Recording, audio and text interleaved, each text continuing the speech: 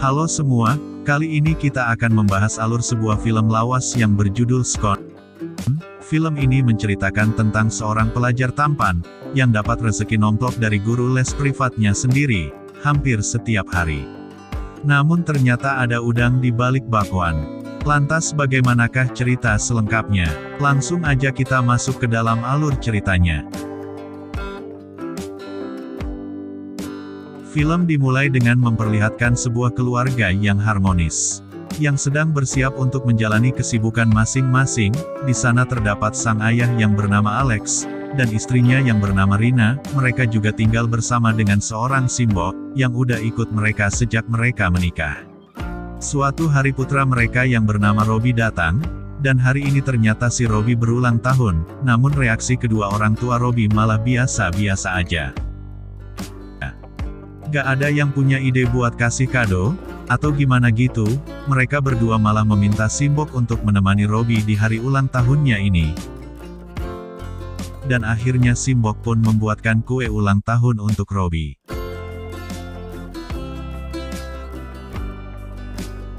Scene berpindah, dan memperlihatkan sepasang kekasih yang sedang berdebat. Sang suami bernama Thurman, sementara istrinya bernama Amanda. Dan perdebatan mereka disebabkan karena sang suami baru saja membeli sebuah mobil sport, yang sebenarnya mereka nggak butuhkan.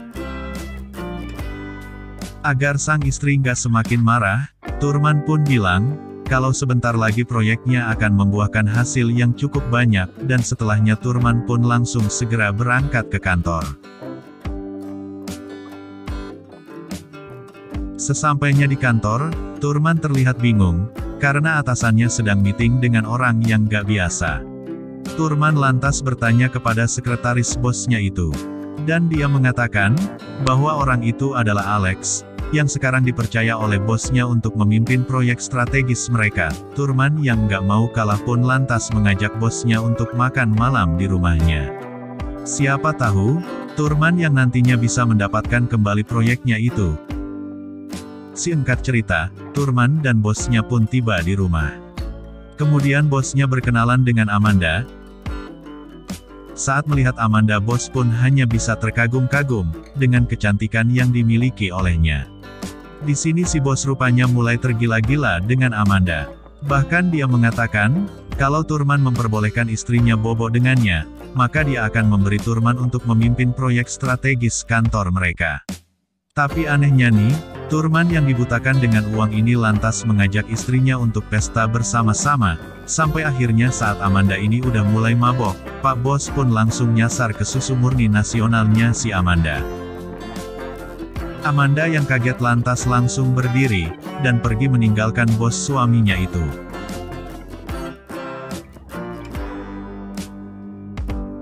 Saat di dapur, Thurman dan Amanda pun bertengkar, karena ulah bosnya Thurman yang kurang ajar banget. Nah bangkainya nih, Thurman malah bujuk Amanda untuk melakukan pergulatan duniawi, supaya proyek strategis perusahaannya bisa dipimpin oleh Thurman.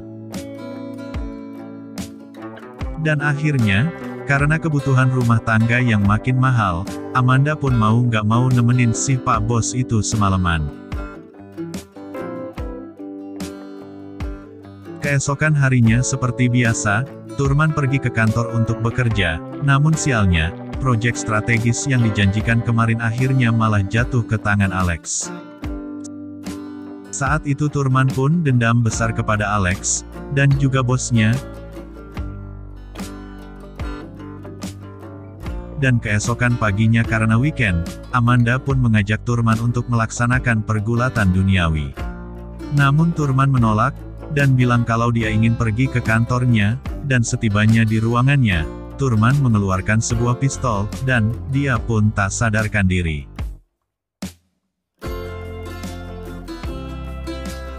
Seorang OB sedang berada di sana, lantas segera melihat ruangan Thurman.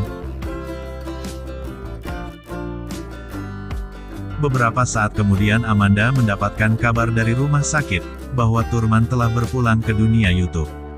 Dia pun shock, dan gak bisa berkata apa-apa lagi. Singkat cerita, setelah pemakaman selesai, Amanda menuju ke kantor sang suami untuk mengambil barang-barang sisa yang ada di ruangannya. Karena kematian sang suami yang menjanggalkan, tak lupa dia juga mengambil data-data penting divisi milik Thurman. Nah, di sini sebenarnya Amanda tuh tahu penyebab suaminya meninggal. Itu adalah karena sakit hati akibat perbuatan Alex dan juga bosnya Dot, dan setelah itu Amanda pun langsung segera pulang dari kantor Thurman. Di tengah perjalanan, Amanda pun merasa bahwa ia harus membalaskan apa yang sudah terjadi pada Thurman. Segera ia pun langsung menuju ke rumah si bos, dan ketika si bos membukakan pintu, Amanda pun langsung menarik pelatuk yang ada di dalam tasnya. Dan akhirnya, Pak Bos pun bisa beristirahat dengan tenang, dan berpulang ke dunia film. Beberapa hari kemudian, Amanda mendatangi sekolahnya Robbie, atau anaknya si Alex. Dia pun meminta semua informasi mengenai Robbie melalui wali kelasnya, dengan mengatakan bahwa Amanda adalah tantenya. Dan akhirnya wali kelas itu pun memberikan semua dokumen yang berkaitan dengan Robbie. Begitu sampai di rumah, Amanda mengedit semua dokumen-dokumen asli dengan berubahnya sedemikian rupa, supaya Amanda bisa dikirim ke rumah Robbie, sebagai guru privatnya si Robbie ini.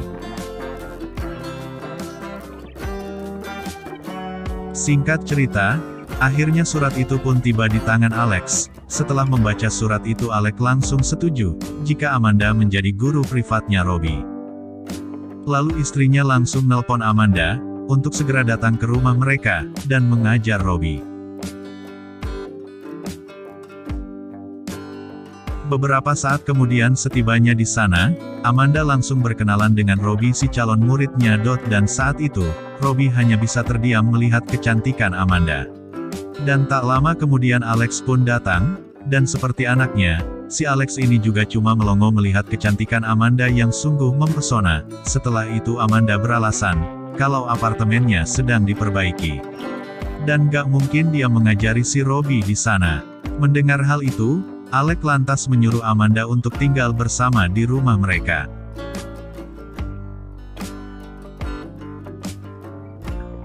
Keesokan harinya pas sepulang sekolah, Robbie diajak teman-temannya untuk mabar dulu.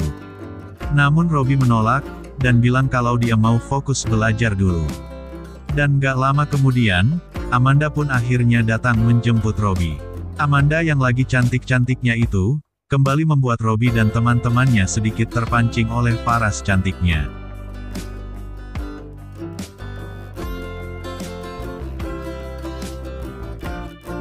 Lalu sesampainya mereka di rumah, Bu Guru Amanda lantas segera memulai proses belajar mengajar bersama Robbie. Namun di sini Robbie malah enggak fokus belajar, dan enggak berhenti-berhenti ngeliatin Bu Guru Amanda. Amanda yang tahu kalau Robbie tertarik dengannya, hanya bisa tersenyum ke arah Robbie yang langsung membuat Robbie menjadi salting banget.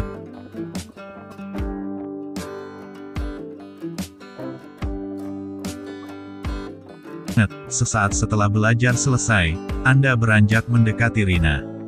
Gak butuh waktu lama bagi Amanda untuk bisa akrab dengan Rina. Rina pun bilang, kalau malam ini dia akan melaksanakan dinner dengan Alex, dan Amanda pun membantu Rina memilihkan baju, agar saat dinner nanti Rina bisa terlihat menawan.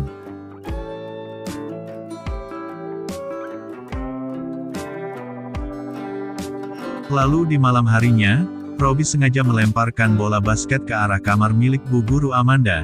Dia pun melihat ke dalam, dan mendapati Ibu Guru Amanda sedang asyik bermain-main dengan alat yang bisa bergetar-getar. Namun pemandangan itu nggak berlangsung lama, karena Simbok tiba-tiba datang, dan segera menyuruhnya untuk kembali ke kamar. Sesaat setelahnya, Amanda yang tahu kalau keadaan rumah lagi sepi, langsung menuju kamarnya Robbie dan menghampirinya. Ia pun bilang, agar lain kali jangan berisik, supaya Simbo ini nggak tahu apa yang lagi terjadi. Dot dan Amanda juga bilang, kalau mau mampir, Ruby tinggal ketuk pintunya aja. Singkat cerita, tepat di tengah malam Robbie mengetuk pintu kamar Amanda, dan tanpa basa-basi, Amanda pun segera mengajari pelajaran biologi, yang gak bakal dilupain Robbie seumur hidupnya. Waktu keesokan harinya, Amanda menghampiri Alex yang sedang bersantai di pinggir kolam, dan lagi-lagi gak butuh waktu lama bagi Amanda, untuk bisa akrab dengan Alex.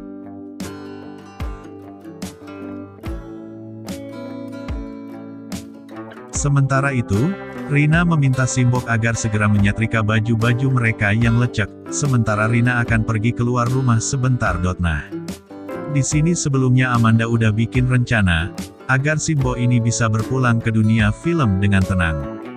Dan benar aja, ketika Simbok turun ke bawah, dia pun terjatuh dan meninggal seketika.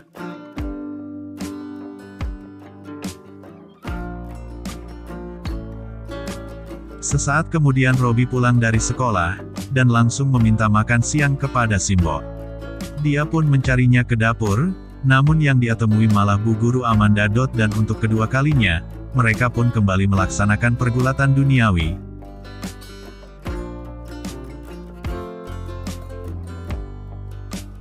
Gak lama kemudian Rina datang, dan mencari-cari keberadaan Simbok. Akan tetapi karena Simbok nggak menanggapi panggilannya Rina pun akhirnya langsung mengecek ke bawah basement, dan baru saja ia membuka pintu, Rina langsung histeris melihat Simbok yang udah jatuh tersungkur.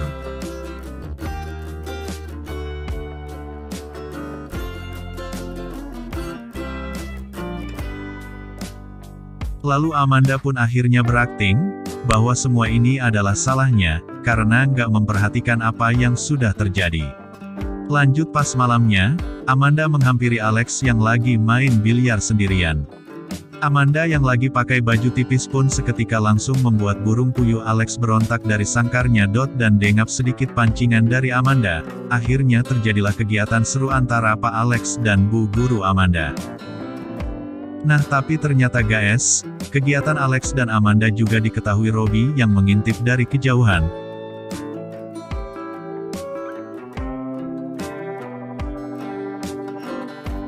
Lantas ketika Alex selesai, Robby pun menghampiri sang ayah yang sedang rebahan di pinggir kolam. Robby pun mengatakan, bahwa ia akan mengadukan semua yang terjadi antara Alex dan juga Amanda, jika sang ayah nggak menuruti semua permintaannya. Dan akhirnya mau nggak mau, akhirnya Alex pun menerima kesepakatan itu dengan sangat terpaksa. Dan Robby pun bebas ngelakuin apa aja di rumah itu. Dan ketika Robby akan pergi tidur, dia dihampiri oleh Guru Amanda di kamarnya. Amanda lantas berpura-pura, bahwa tadi dia dipaksa sama Alex. Dan kalau Amanda nggak mau ngelakuin itu, maka bisa dipastikan Amanda akan dipecat sebagai guru les privatnya Robby. Mendengar pernyataan Amanda, Robby pun menjadi semakin kesal pada ayahnya sendiri.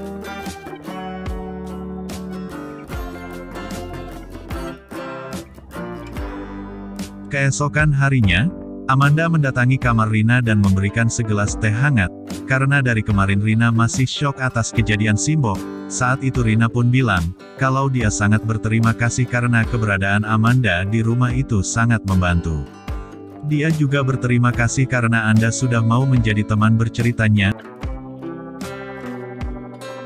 Singkat cerita beberapa bulan setelahnya, Robby mendatangi kamar Amanda. Dia bilang kalau dia diterima di universitas bergengsi yang ada di kota New York. Amanda pun sangat mengerti kebutuhan Robby sebagai salam perpisahan mereka, dan akhirnya mereka pun kembali melakukan pergulatan duniawi, sebagai ucapan perpisahan mereka. Hingga keesokan harinya, karena Robby udah berhasil masuk kampus yang diinginkan, Amanda pun akhirnya resign sebagai guru privat, dan segera pergi dari rumah Alex. Singkat cerita beberapa hari kemudian, Rina dan Alex pun menghubungi putra mereka sekadar untuk menanyakan keadaannya, dan ternyata Amanda juga kini berada di sana, dan menemani Robby selama berada di New York.